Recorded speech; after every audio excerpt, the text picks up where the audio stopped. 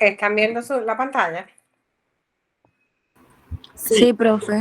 Sí, ¿Cómo están ustedes? ¿Bien?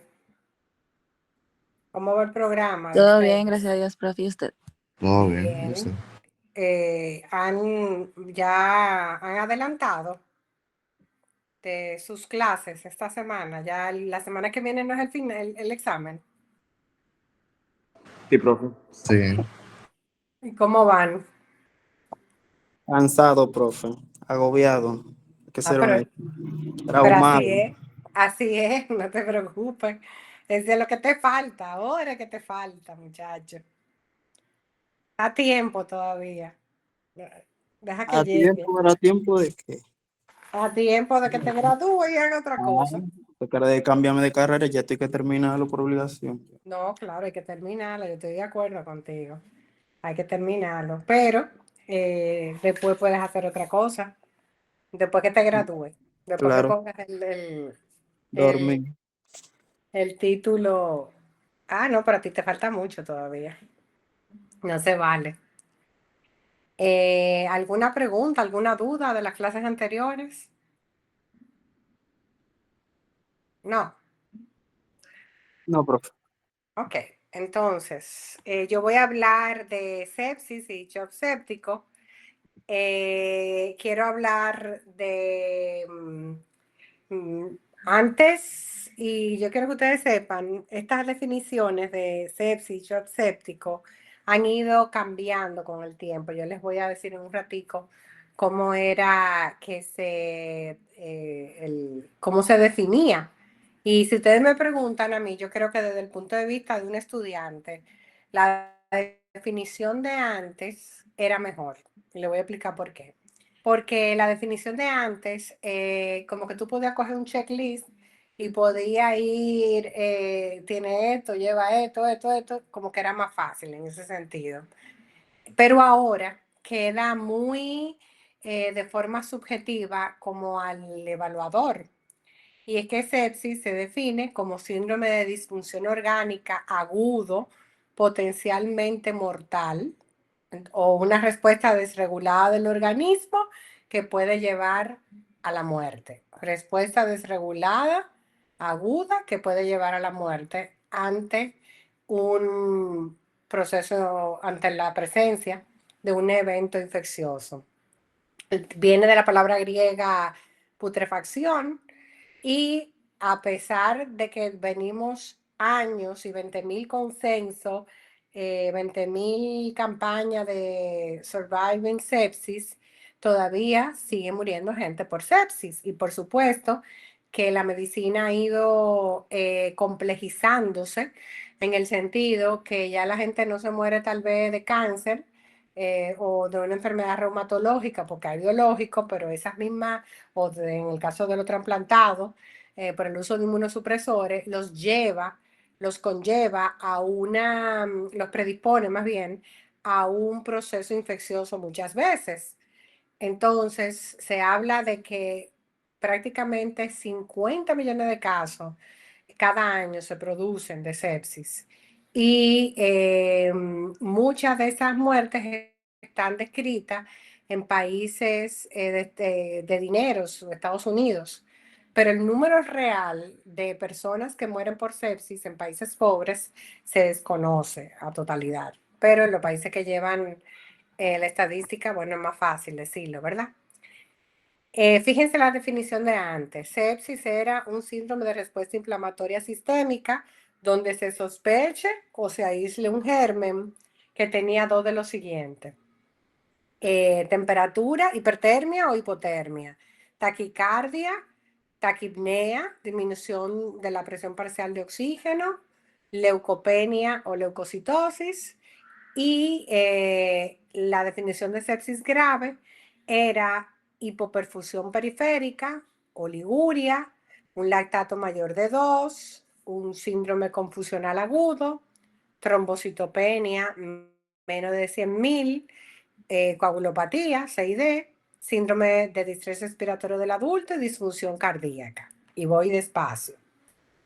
Fíjense que cualquier paciente puede tener hipertermia y leucocitosis y no necesariamente tiene que ser sepsis. Si yo tengo una infección de orina, puede ser que yo presente esos dos componentes, ¿verdad? Entonces, fíjense que tiene que sospecharse o aislarse un germen. Primer concepto, no siempre se aísla un microorganismo. No necesariamente tiene que aislarse un microorganismo para uno decir que es una sepsis. Y queda mucho a diferencia de esta definición, que es cualquiera puede decir una respuesta desregulada que puede acabar potencialmente con la vida. Esta, fíjense, que yo digo que me gusta más, a pesar de que hace mucho que ya no se utiliza, por lo que es el síndrome de respuesta inflamatoria sistémica. Síndrome de respuesta inflamatoria sistémica no solamente ocurre en sepsis, o sea, ¿y por qué le digo esto? Porque un paciente que tiene una pancreatitis o que tiene una insolación puede producir hipertermia, o sea, puede tener fiebre, puede tener blanco, puede orinar poco por la deshidratación y no necesariamente es sepsis, ¿ok? Si yo tengo una gente en una insolación, yo no pienso que por una infección, sino porque está deshidratado, que tiene signo de hipoperfusión. Entonces, cuando yo hablo de choque séptico, es un paciente que no responde a la hidratación, a lo líquido, y no logra subir la presión, entonces yo pienso en choque séptico. Y choque es igual para cualquier tipo de choque, choque circulatorio, séptico, paciente no sube la presión, ¿ok? A pesar de que uno haga algún tipo de intervención. En el caso de un choque hipovolémico, ¿qué es lo que reponemos? En el caso de un choque hipovolémico, Sangre. sangre. Y si es por deshidratación, por ejemplo, una diarrea, ¿qué le repone? Líquido. Líquido suero, profe. Ok, entonces es bueno que vayan viendo que hay otras causas de choque también, de que no siempre que una paciente te llega con esos signos, uno tiene que pensar en sepsis, o sea, tiene que ir abriendo la mente y la cabeza. ¿Cuál es el valor normal de las plaquetas, jóvenes? De 150 a 450.000. De 150, 400, 450.000. Entonces, fíjense que si un paciente tiene menos de 100.000 plaquetas, uno ya va pensando que la cosa no está muy bien. El lactato, ¿para qué sirve el lactato en el organismo? Indica respiración aeróbica. Hipoperfusión, entonces, ¿ok? Si eso es lo que indica, hipoperfusión, no está llegando oxígeno o sangre suficiente para que una persona pueda hacer su función, un órgano pueda hacer su función. Y, por supuesto, si un corazón no está haciendo el efecto de bomba, cronotropo, también, el efecto de cronotropo o inotropo, no lo está haciendo bien, pues también puede llevar a que no haya circulación y no haya oxígeno, porque ustedes saben que un glóbulo, como yo digo, cuando los pacientes tienen mucha anemia, de que ese es el glóbulo rojo que le está dando la vuelta por el organismo entero, que va oxigenando cada órgano. Bueno, pues pasa casi igual, si el corazón no hace su función de bomba correctamente, puede pasar que no se oxigene bien. Entonces, por eso me gusta esta definición, porque como que uno va pensando ya, cuando uno tiene el paciente en la mano, en otros factores que no es solamente de que hace una respuesta desregulada, pero cómo se presenta esa respuesta desregulada.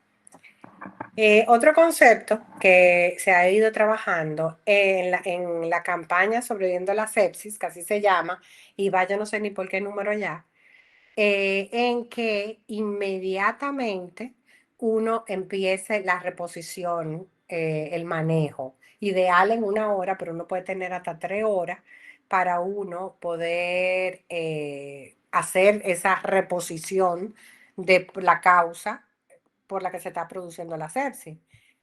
Por ejemplo, cuando un paciente llega febril, con diarrea, que vamos a reponer líquido, pero los electrolitos específicos que esté perdiendo, ¿verdad? Además de que si uno sospecha que por un germen, pues uno trata ese germen, qué sé yo, cólera. Ya yo sé que cólera, pues yo le voy a dar líquido y algo específico para cólera.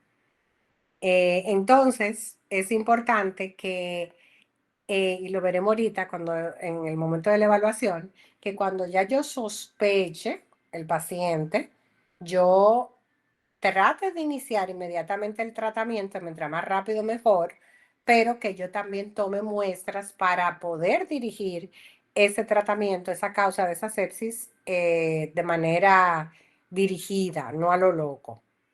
Entonces, en los términos sepsis, infección, síndrome de respuesta inflamatoria sistémica, se entrelazan. No todos los pacientes que tienen una infección van a tener sepsis, obviamente. Ni todos los pacientes que tienen síndrome de respuesta inflamatoria sistémica van a tener sepsis o infección. Me explico. Si yo inicialmente me quemé una quemadura, qué sé yo, 30%, Dios me libre, de superficie corporal, yo por supuesto voy a tener un síndrome de respuesta inflamatoria sistémica, pero en inicio no necesariamente yo tengo que estar infectada o tener sepsis, a pesar de que tengo datos de taquicardia, hipotensión, oliguria, todo eso puede suceder en una quemadura. Y probablemente después sí termine infectándose y hasta con sepsis. ¿Ok? También puede pasar que yo puedo tener una bacteria en sangre y que puede ser un contaminante, por ejemplo, y no producir sepsis. ¿Ok? No siempre que se aísla un microorganismo tiene que producir sepsis tampoco. ¿Ok?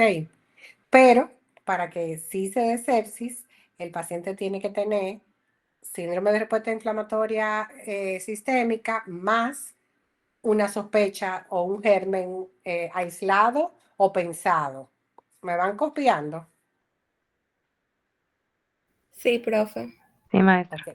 ¿Tienen alguna pregunta hasta ahí? No. Ok. Entonces, antes, y todavía algunos, utilizan, en medicina es bueno como usar muchos score. Se utiliza el SOFA score, recuerden el sofá. Y es una sigla de Sequential Organ Failure Assessment. ¿Ok? Entonces, ¿qué es lo que pasa? Ya tú tienes la disfunción orgánica, tú sospechas que es algo que puede acabar con la vida del paciente y entonces busca la parte respiratoria, la coagulación, como el hígado, cada sistema cardiovascular, sistema nervioso central y riñón. Y eso va dando un puntaje. Si la persona tiene los tiempos prolongados, la plaqueta bajita, es un punto. Si el paciente tiene insuficiencia renal, es punto. Si el paciente, no voy a entrar en detalle en ella, pero para que ustedes sepan que antes se utilizaba el Quick SOFA en emergencia o el SOFA en general, desde que uno recibía al paciente en la emergencia como una manera de poder decir si realmente la evolución que va a tener el paciente. Miren, este sofá, por ejemplo, Quick Sofa, tú rápidamente llega el paciente, tú ves si está respirando, si tiene en la mente, cómo está y la presión. Eso se hace en segundos. Llega un paciente malísimo que tú ves que está muy mal, ¿qué es lo primero que tú haces? Tomarle la frecuencia cardíaca, la presión, evaluar cómo usted se llama, la evaluación mental, el estado mental, inmediatamente uno logra ver si la persona puede tener sepsis o no. Entonces, ese es el Quick SOFA, eso le da un puntaje a esos parámetros, pero el SOFA completo, no el rápido, le va dando un puntaje de un punto cada cosa. Si tiene alteradas las transaminasas, perdón, la bilirrubina, entonces tiene un puntaje. Dependiendo, mientras más alta, más puntaje tiene. Igual la escala de Glasgow, mientras más bajita, mayor puntaje. La creatinina por igual.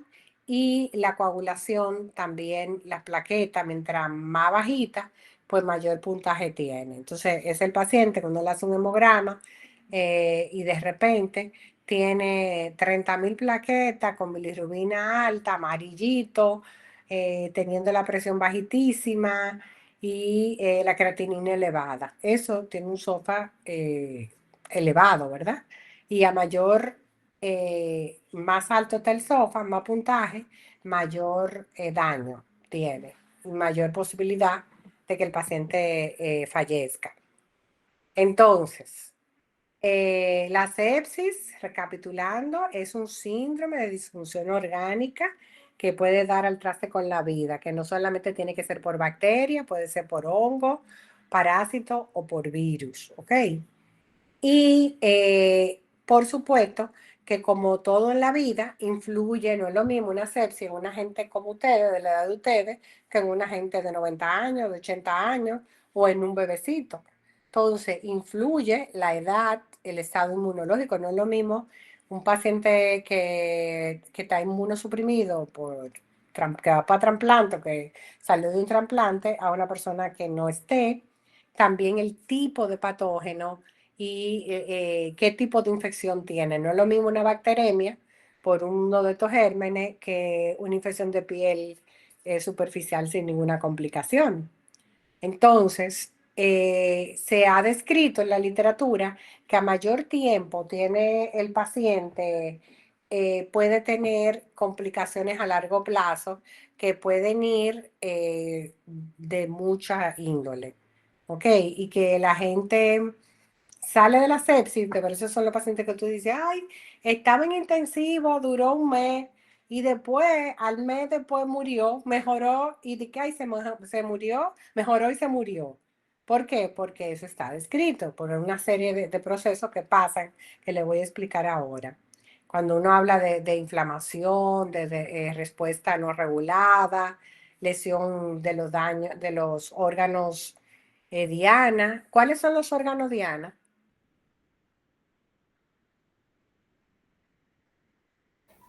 Corazón y cerebro. Ajá, ¿qué más? Riñón. Y riñón, y hígado. Entonces, es importante porque si uno hace una insuficiencia hepática, por ejemplo, le sube la bilirrubina en 20, uno se puede morir. Es como la hepatitis A. No es malo, excepto en un 1% que puede ser fulminante. Y si uno es ese 1%, se murió. Entonces, es lo mismo, es importante que lo tengamos pendiente. Luego, la parte de que uno todavía, cada día, se habla mucho de sepsis, uno trata de mejorar el tiempo diagnóstico, tener herramientas moleculares, pruebas diagnósticas rápidas que de verdad ayuden a uno a incidir en el tiempo de diagnóstico que tiene ese paciente, porque mientras más tiempo dura sin recibir el antibiótico específico, mayor probabilidad de que se muera el paciente si no sucede. ¿Alguna pregunta, ahí? No. No. No.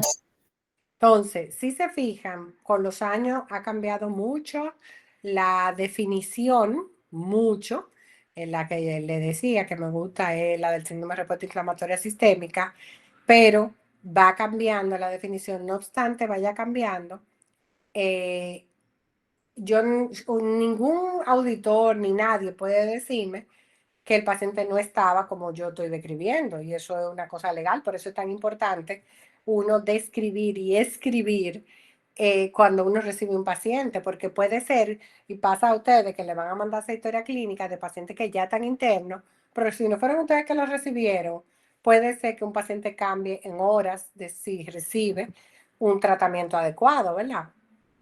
Entonces, lo que le decía, que se muere más gente en los países pobres y que causa no necesariamente por bacteria, también puede ser por dengue, malaria, fiebre tifoidea, otras enfermedades. y también diferentes órganos. No necesariamente se van a morir todos por neumonía o por diarrea o por infección de piel, sino que va a depender el órgano, pero sin importar que no todo el mundo, el foco de sepsis tiene que ser igual. El de pulmón es el que más se describe en todos, ¿ok? Que en República Dominicana tal vez hay una alta incidencia de tuberculosis versus en Finlandia, qué sé yo. Ahí son diferentes, por ejemplo, en España tiene una alta incidencia, prevalencia de hepatitis C, aquí no. ¿Por qué allá? Porque usan droga endovenosa o usaban en un tiempo droga endovenosa. Entonces va a depender del órgano que esté afectado. Otra cosa es que no toda la sepsis, a veces le decía ahorita que no podemos diagnosticar con cultivo, pero puede ser por polimicrobiana también y que puede ser por diferentes gérmenes, gran negativo, gran positivo, hongos, otras causas.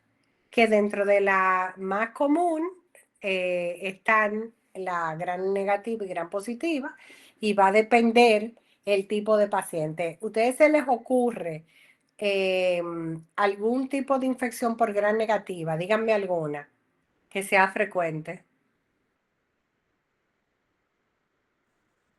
La, la originosa, por ejemplo, en intrahospitalario. No, yo me refiero tipo de infecciones por gran negativo que sean frecuentes. Por ejemplo, ¿qué localización? Esto puede ser más por gran negativo versus esto que es por más gran positivo.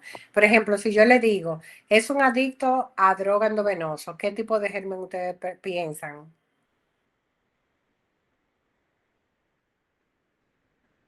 Si yo le digo, el foco es urinario, fue después de una cirugía de próstata, ¿en qué germen piensan?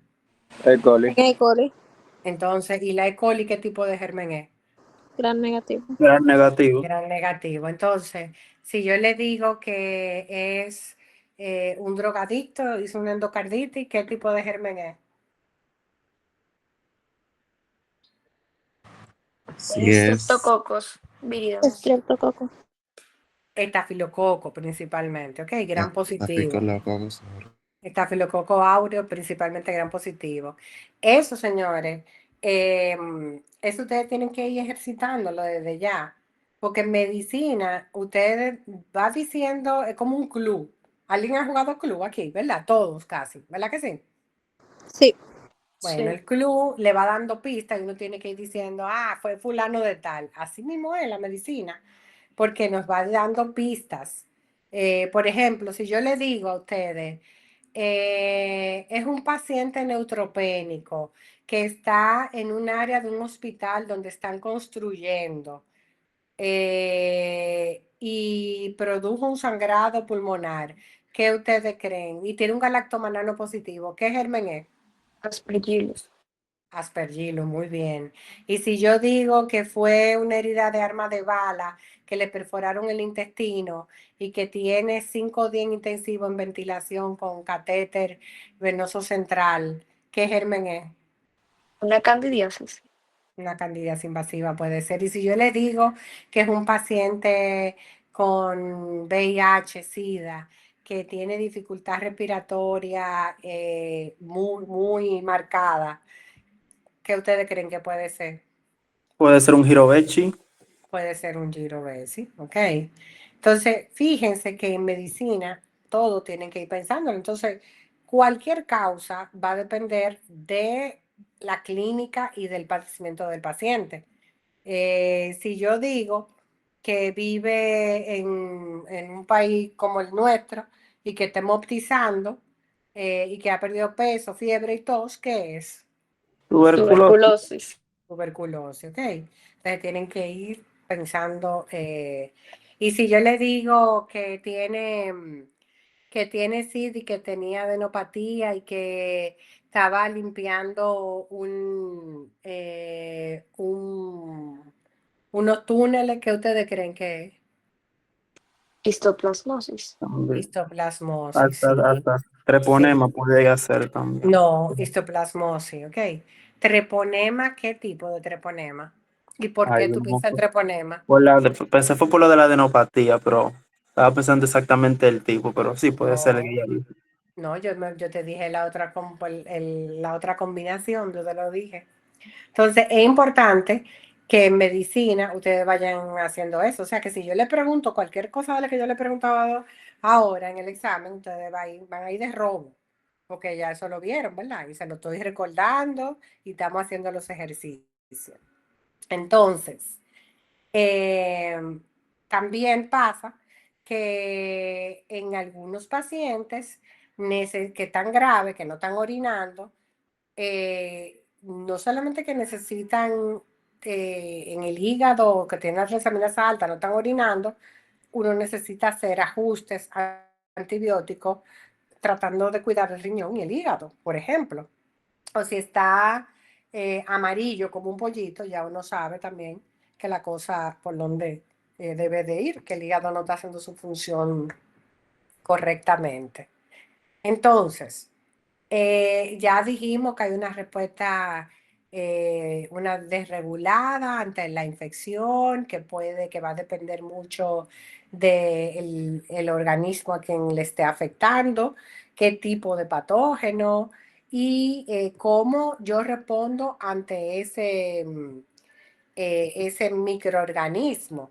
Y vemos cómo hay un daño a nivel endotelial donde el paciente, la función de los macrófagos, ustedes saben lo que hacen en el cuerpo. ¿A qué se parece ese muñequito? A Pac-Man, Ajá, ¿y qué hace Pac-Man? comerse las cosas raras que están adelante. Ajá, entonces si esos macrófagos no hacen su función de comer, de englobar las toxinas que están circulando, ¿qué pasa? Hay una respuesta desregulada, voy para allá, y se liberan mediador inflamatorio, citoquina, la plaqueta se vuelven locas, no disminuyen y pueden producir entonces la alteración a nivel de lo que vemos en la serie del hemograma, trombocitosis, trombopenia, trombofilia o trombopenia, o leucocitosis o leucopenia, o linfopenia. Dígame, dígame quién, déjenme ver, ¿alguien levantó la mano? Ah, no, fagocitan, dice aquí, ok, perfecto. Entonces, todo esto eh, ustedes ven que cuando hay un proceso infeccioso que es a expensa del linfocito, ¿qué tipo de infección ustedes piensan que tiene la persona? Viral. Crónica. Viral. Viral. Y si es neutrófilo, Bacteriana. Bacteriana. bacteriana. Entonces, justamente, si todo el que tiene que hacer dentro de la sangre tiene una función. Por ejemplo, ¿cómo se llaman los linfocitos buenos que ayudan? CD4. CD4. CD4. CD4. ¿Y cómo se llaman los malos que matan? Citotóxico. ¿Cómo se llama? Citotóxico. Natural. Natural. CD8. Ajá, puede ser Antídoto. también CD8. Ok, por eso hay una desregulación en el organismo. Imagínense, se volvió loco el sistema inmune y los linfocitos CD4 no pueden hacer su función. Si hay pocos linfocitos CD4, por eso que aparecen las enfermedades oportunistas, porque no pueden hacer la función de defensa, que es lo que le corresponde en el organismo, ¿verdad? Entonces empieza a haber problemas serios. Estos son neutrófilos, ¿verdad? Y si hay infección, eh, hay cambio a nivel no solamente de la parte hematológica, sino a nivel hepático, a nivel renal. Ustedes ven que los pacientes pueden presentar hipoglicemia o pueden presentar aumento de la transaminasa. etcétera, etcétera, etcétera, perdón. Entonces, hay el aumento de CD8, que son los linfocitos killer, y la desregulación a través de que los fagocitos no están haciendo, los macrófagos no están haciendo su labor, y está ahí dejando que la cosa vaya caminando. Miren, ¿qué es esto? Que yo estoy señalando ahí. Un glóbulo rojo. El eritrocito. Un eritrocito. ¿Y esto? Eso y eso, ¿qué son? ¿Esto qué es? Monocito. ¿Este qué es? El que yo estoy señalando ahora. Que tiene como una hormiga, 3 partes. Neutrófilo. Un neutrófilo. Neutrófilo y esto es monocito. Fíjense, cuando hay daño, eso es lo normal, ¿verdad? Que hay una proporción de glóbulos rojos, de plaquetas, y que todo esté circulando monocito, neutrófilo, bien, ¿verdad? En el cuerpo.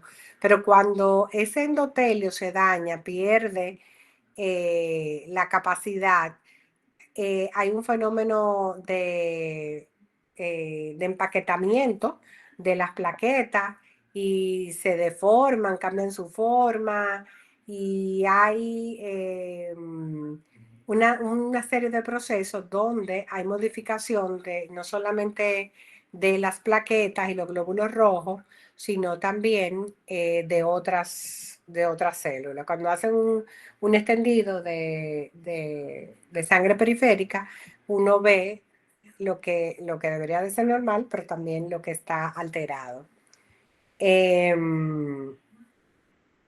Déjenme ver. Ok. Entonces, ¿cuál es la presentación clínica de una sepsis? ¿En quién ustedes sospechan una sepsis? ¿Alguien sabe? Causa de sepsis, díganme, de cosas que ustedes han visto con otros profesores. Pudiese ser Puede un ser un paciente que paciente hospitalizado, que estuviera previamente hospitalizado, que haya adquirido alguna bacteria. Bueno, puede ser. Díganme la hembra, ¿de qué iba a decir? sí, un paciente que esté quemado, que presente quemaduras de tercer grado. ¿Y cómo tú diferencias un síndrome de respuesta inflamatoria de una sepsis en ese paciente? ¿Cuándo tú piensas que es una sepsis o es un síndrome de respuesta inflamatoria? Bueno, sería porque no responde a los líquidos, no le sube la presión, como se lo había dicho. Pero, ¿qué te haría pensar que puede ser por una infección?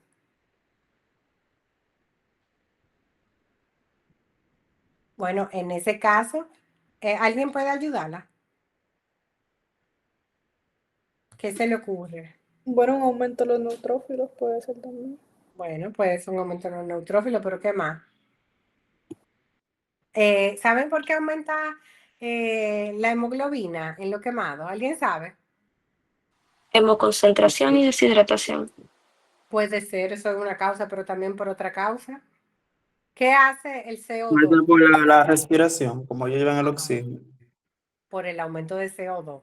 Ujú. Entonces, por ejemplo, si yo estoy viendo que ya tiene varios días, una herida, que tiene secreción, puede ser una sobreinfección y eso puede llevar a sepsis, pero miren cómo puede pasar de que puede ser que el paciente tenga alteración a nivel cardiovascular o que tenga algo en la piel o que tenga fiebre o que tenga alteración del estado mental.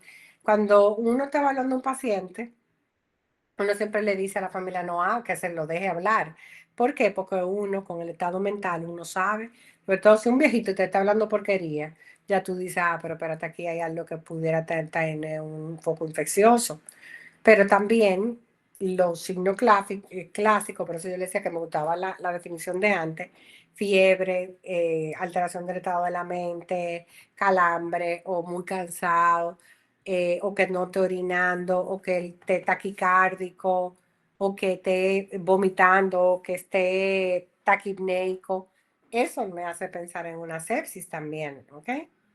Pasa muchas veces que la gente mayor está utilizando medicamentos que controlan algunos de esos signos y uno cree que ya la persona está lista y no, y es doble medicación, etcétera. No sé si me entienden. ¿Me entienden esa parte? Sí, profe. Sí, profe. Ok. Entonces, em, todo paciente con un foco infeccioso y algún signo de disfunción orgánica debe de sospecharse, ¿ok?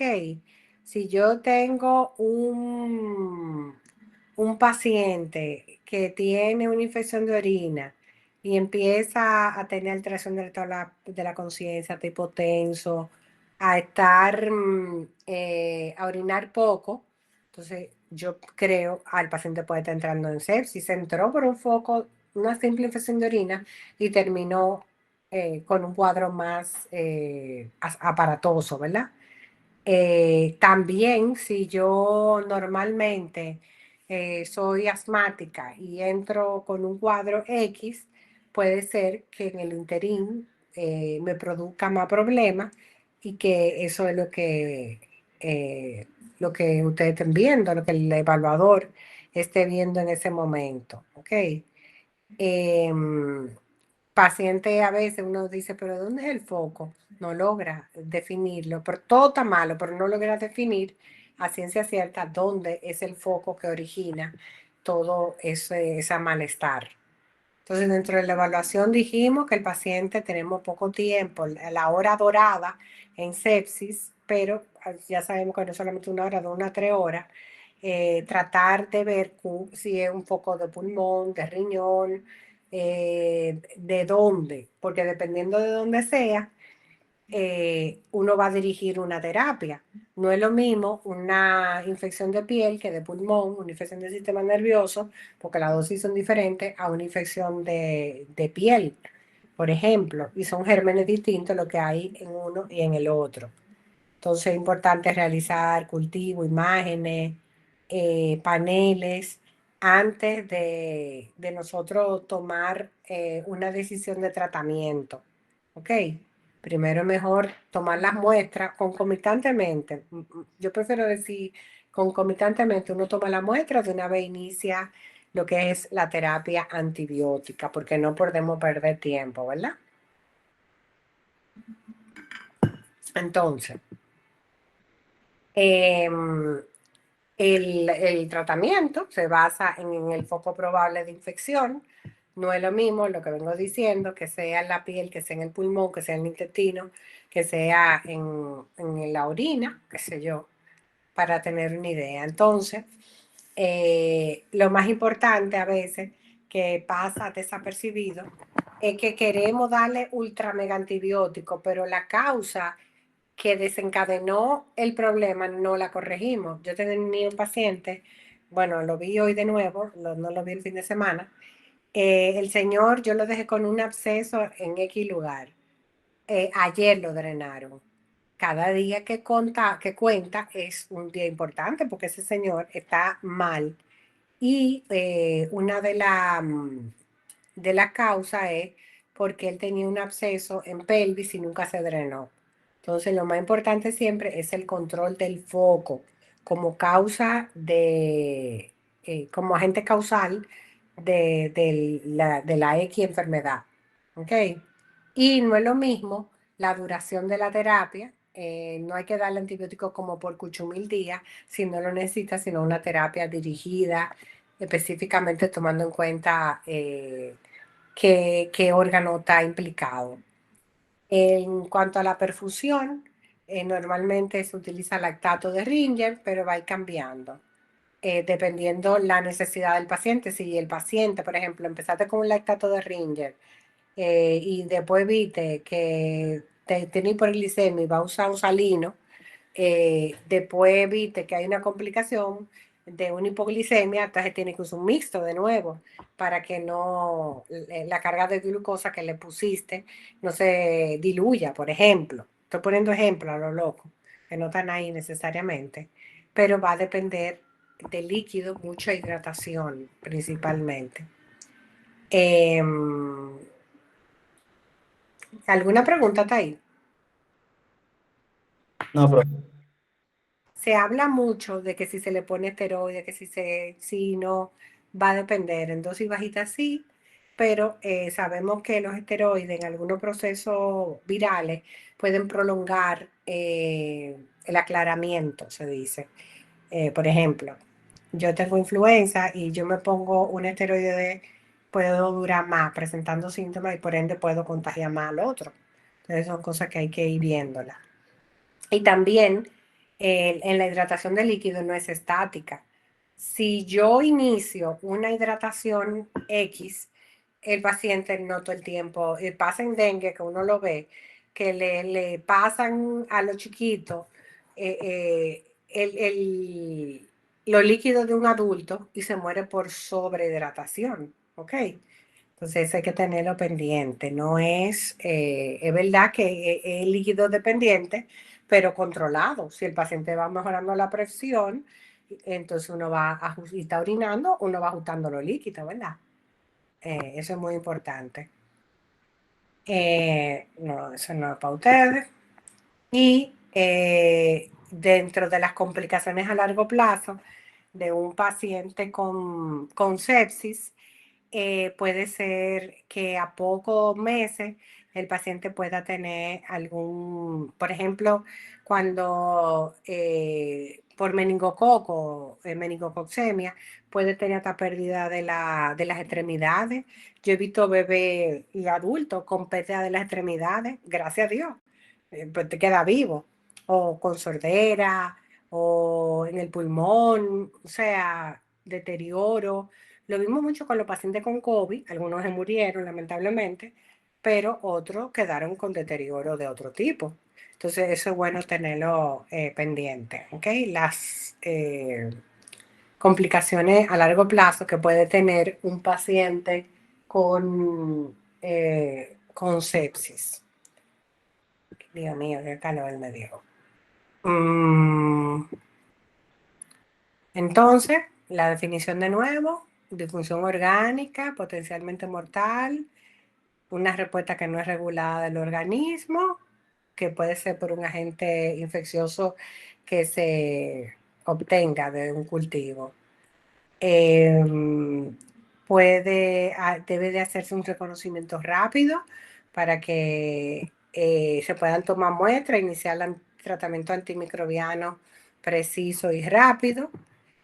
Y puede ser también que junto a la antibioterapia, los líquidos juegan un papel muy importante y no siempre tengo que saber el agente causal y sin embargo puedo seguir diciendo que puede ser sepsis o no.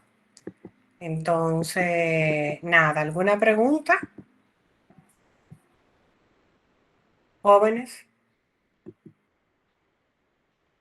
No, profe, todo. Entonces, espérense.